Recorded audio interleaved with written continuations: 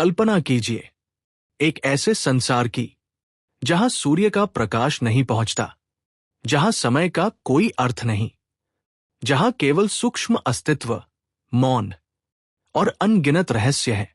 यदि देवताओं के अपने लोक हैं, यदि यक्षों, गंधर्वों और नागों की अपनी अपनी परंपराएं हैं, तो क्या प्रेतों का भी कोई अधिपति हो सकता है?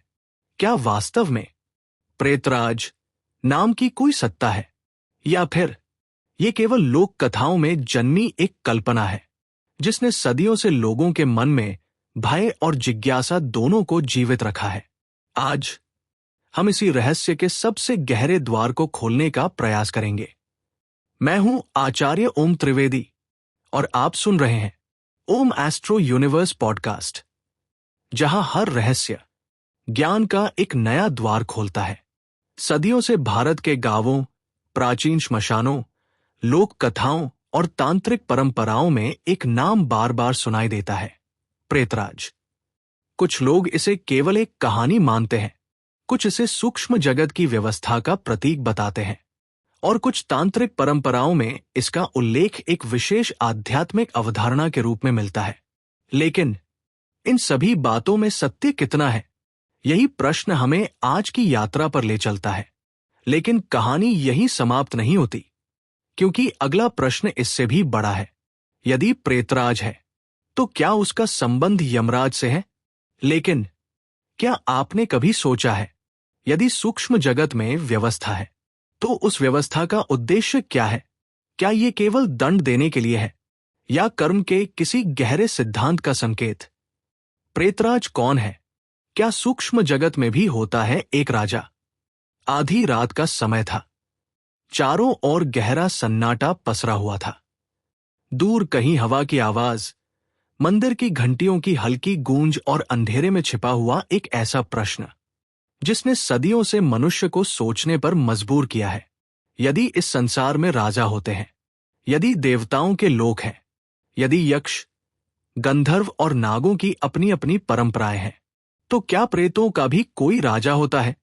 क्या वास्तव में प्रेतराज नाम की कोई सत्ता है, या ये केवल लोक कथाओं की कल्पना है? नमस्कार, आप सुन रहे हैं ओम एस्ट्रो यूनिवर्स पॉडकास्ट। मैं हूं आचार्य ओम त्रिवेदी। आज हम रावण संहिता श्रृंखला के एक और रहस्यमय विषय पर चर्चा करने जा रहे हैं। लेकिन याद रखिए, इस पॉडकास्ट का उद्देश्य किसी प्रकार का भय फैलाना नहीं, बल्कि सनातन परंपराओं, लोक मान्यताओं और उपलब्ध ऐतिहासिक संदर्भों को समझने का प्रयास करना है। प्रेतराज, ये शब्द सुनते ही मन में एक विचित्र छवि उभरती है। एक ऐसा अदृश्य शासक जिसके अधीन असंख्य भटकती आत्माएं हों। लेकिन जब हम सनातन परंपरा, पुराणों, तांत्रिक ग्रंथों और लोक कथाओं का अध्ययन करते हैं, तो पता चलता है कि इस विषय को लेकर एक जैसा मत नहीं मिलता। अलग अलग क्षेत्रों में अलग अलग मान्यताएं हैं। कहीं प्रेतराज को एक प्रतीक माना गया है, कहीं सूक्ष्म जगत की व्यवस्था से जोड़ा गया है, तो कहीं इसे केवल लोक विश्वास का हिस्सा बताया गया है। यही कारण है कि इस विषय का अध्ययन जितना रोचक है, उतना ही सावधानी से समझने योग्य भी है। सबसे पहले हमें यह समझना होगा कि प्रेत शब्द का अर्थ क्या है।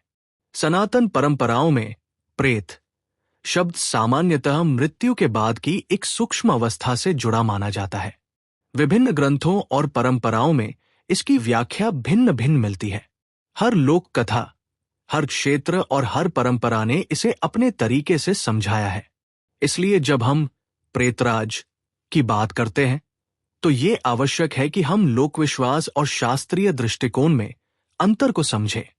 कुछ लोक मान्यताओं के अनुसार, जैसे किसी राज्य का संचालन एक राजा करता है, उसी प्रकार सूक्ष्म जगत की कुछ शक्तियों का भी एक नियामक या अधिपति माना गया है। इसी विचार को लोगों ने प्रेतराज का नाम दिया।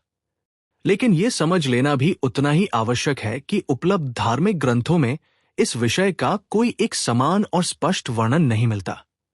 कई बातें प्रतीकात्मक हैं, कई तांत्रिक परंपराओं से जुड़ी हैं, और कई केवल लोक कथाओं का हिस्सा है। अब एक प्रश्न उठता है, यदि प्रेतराज है, तो क्या वह यमराज ही है? उत्तर है नहीं, यमराज सनातन धर्म में धर्म, न्याय, कर्मफल और मृत्यु के देवता माने जाते हैं। उनका स्थान देवताओं में है, जबकि प्रेतराज शब्द लोक मान्यताओं और कुछ तांत्रिक संदर्भों में प्रेत योनियों या सूक्ष्म अवस्थाओं से जुड़ा हुआ मिलता है। दोनों की अवधारणाएं अलग हैं। इन्हें एक मान लेना उचित नहीं होगा। कुछ तांत्रिक परंपराओं में यह भी कहा गया है कि सूक्ष्म जगत भी पूर्णतः अव्यवस्थित नहीं है। वहां भी एक प्रकार की व्यवस्था है। लेकिन यह व्यवस्था कैसी है? कौन इसका संचालन करता है? क्या वास्तव में कोई सत्ता है जिसे प्रेतराज कहा जाता है, या ये केवल एक प्रतीक है? इन प्रश्नों का उत्तर आज भी रहस्य बना हुआ है। रावण संहिता और तांत्रिक परंपराओं का अध्ययन करने वाले विद्वानों का मानना है कि अनेक शब्दों को केवल शाब्दिक अर्थ में नहीं समझा जा सकता। कई बार वे साधना की अवस्थाओं, सूक्ष्म शक्तियों या आध्यात्मिक संकेतों का प्रतिनिधित्व करते हैं। इसलिए प्रेतराज को भी केवल किसी डरावनी आकृति के रूप में देखना शायद उचित नहीं होगा। संभव है कि ये शब्द सूक्ष्म जगत की किसी व्यवस्था या शक्ति का प्रतीक हो। यही कारण है कि सनातन परंपरा हमें हर विषय को विवेक और अध्ययन के साथ समझने की प्रेरणा देती है। जहां ज्ञान समाप्त होता है, वहां अंधविश्वास जन्म लेता है, और जहां अध्ययन शुरू होता है, वहीं से रहस्यों के पीछे छिपे अर्थ सामने आने लगते हैं। तो क्या वास्तव में प्रेतराज का अस्तित्व है?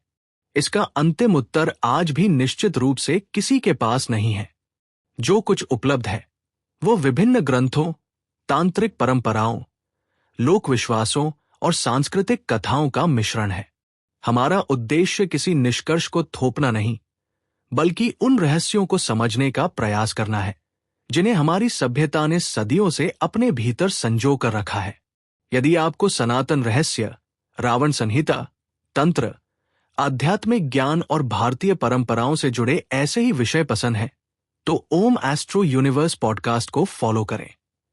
अगले एपिसोड में हम जानेंगे पिशाच लोक का रहस्य। क्या वास्तव में पिशाच लोक का उल्लेख भारतीय परंपराओं में मिलता है? यदि हां, तो उसका अर्थ क्या है? मैं हूं आचार्य ओम त्रिवेदी। फिर मिलेंगे एक और प्राचीन रहस्य के साथ। तब तक के लिए हर हर महादेव।